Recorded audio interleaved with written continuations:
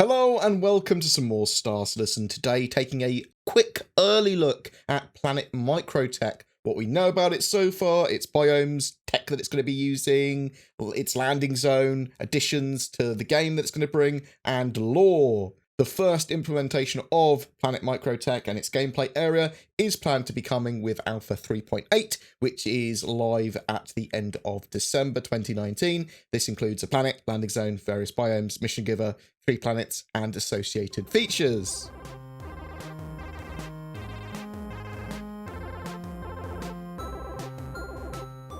So Stanton 4, otherwise known as Planet microTech, is home to the microTech Corporation. They have purchased the planet off the UEE. It is a large and generally cold planet. The planet will have ice, snow type biomes, but we will also see Nordic forests and some areas of sort of like wild fields, tundras sort of crosses. There's going to be a lot of tundra there, a lot of sort of like rocky, cold ice areas, but also seas with icebergs, polar-like areas, and highland-type areas too. In lore, the temperature there on that planet is the result of an error during the UEE trying to terraform the planet, which led to an unusually dense cloud production on the planet. Space on the world is leased to smaller companies, lots of them in fact, including some of microTech's competitors. This sort of aids the planet's reputation for being somewhere that cutting-edge research and development take place, and there's lots of sort of like debate amongst scientists and things like that.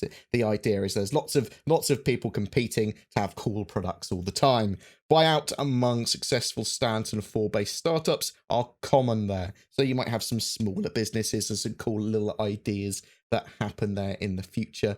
If they do some new high-tech products, or like a new range of really high-tech e-warfare or sort of like scanner gear or stuff like that, or surveying items, then expect them to potentially be on sale in microTech first. The landing zone on the planet is New Babbage, so this is the sort of planet's hub for major social and economic trading. It's the home as well of microTech's flagship store. There may be some other areas in the future that you can go and visit and go to. However, in 3.8, the plan is to just have New Babbage as that main landing zone there.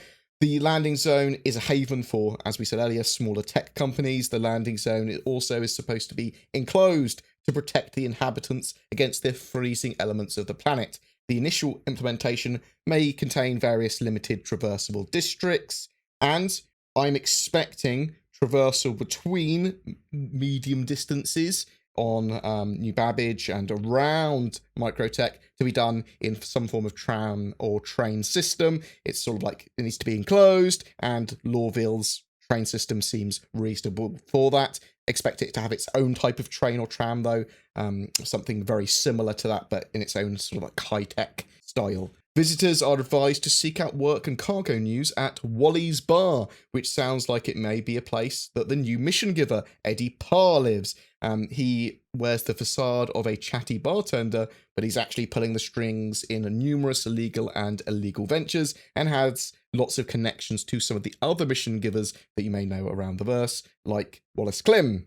From the concepts, we can see that glass rounded corridors and a surprising amount of greenery and plant life is planned to be used in New Babbage, even though it's sort of like self-contained own little biome. It's very greenhousey. It's going to have a very clean and almost medical feel as well. The company microTech produces electronics, including handheld sensors and computer software upgrades for ships. They're most notably known for their production of the Mobiglass and the ship insurance company Protlife, or however the hell you pronounce it, and they're a subsidiary of microTech.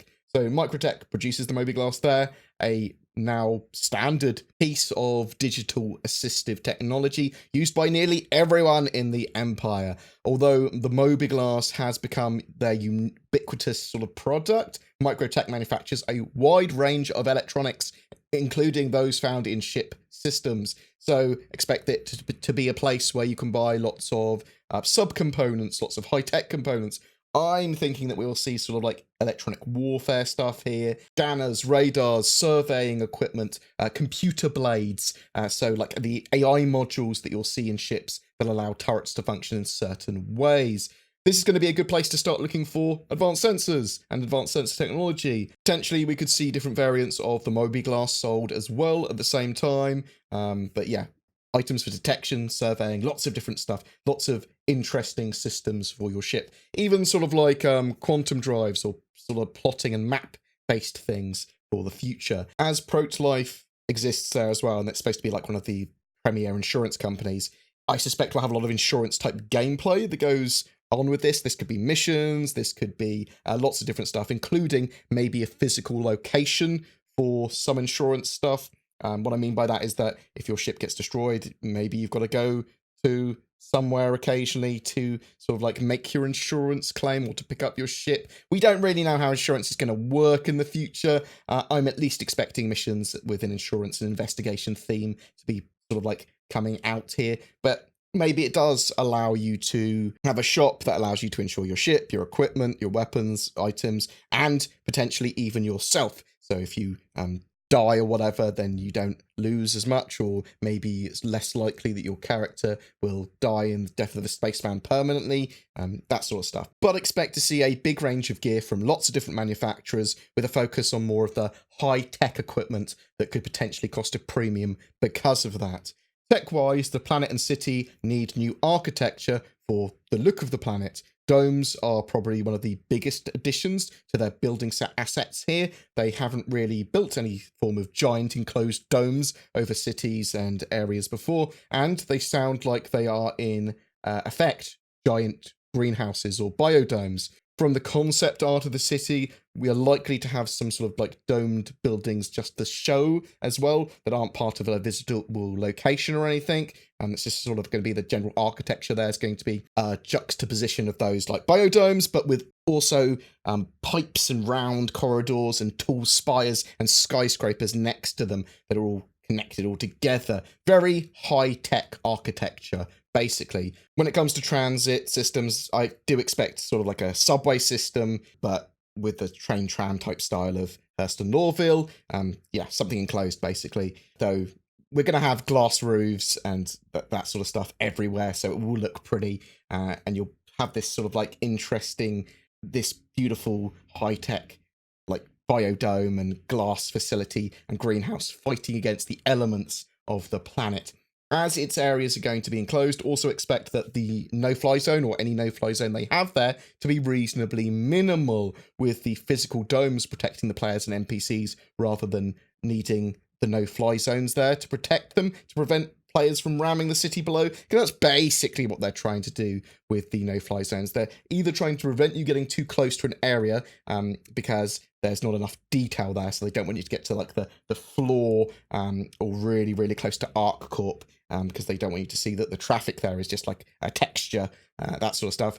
Or they don't want you, like in the case of Lawville, ramming people as they're running around the city below. The planet will have various outposts, minables, and missions to populate the area as well. It looks like the planet has a breathable atmosphere as well, but there is the possibility that the coldness there may sap your stamina or require some form of protection while on the exposed surface. That could just be wearing a undersuit rather than just running around in civilian clothes or without a helmet or whatever.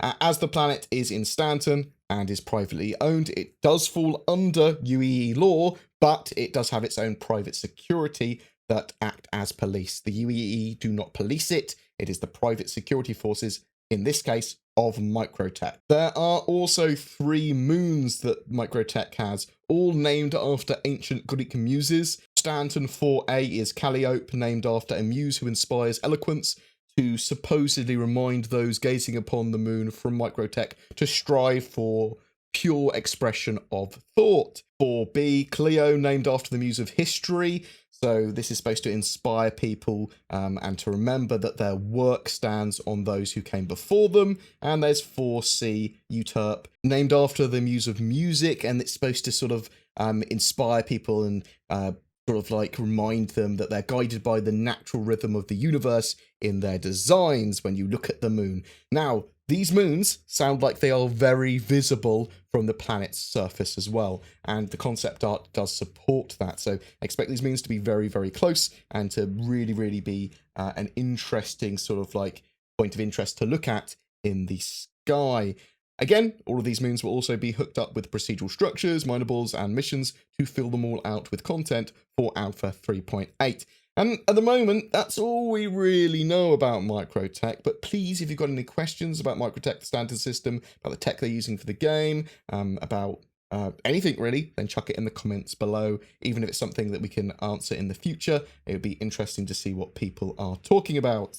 Every month we have a ship giveaway. This month, by popular demand again, it's for an Anvil Carrack, this time sponsored by Forgotten Heralds, a lawful private military company with a history grounded in UEE military service. They are recruiting at the moment and are a good choice for both veteran and new players alike. All you need to do to be in for a chance of winning that Carrack, though, is be subscribed to my YouTube channel and comment on any of my Star Citizen videos made during this month. Links to more info on Forgotten Heralds and full details of the giveaway down below. If you don't have a gaming PC yet or you are upgrading, instead consider Shadow Cloud Gaming. They allow you to leverage the powers of the internet to stream a high-spec Windows 10 environment to any other PC, Mac, or device like a smartphone or tablet. It is working really well in Star Citizen's 3.4 branch, and be sure to use the code BoredGamer if you do decide to check it out to get a discount. Links below. This channel exists because of its community. If you wish to support the channel further, below there are links to Patreon, Subscribestar, and there's the YouTube channel memberships, literally the join button below this video. VIPs do get some exclusive stuff and early content as a thank you as well. If you have any feedback, suggestions, or just want to say hi, please drop a comment below or poke me on discord.gg/BoredGamer. Thanks for watching, and I'll see you in the verse.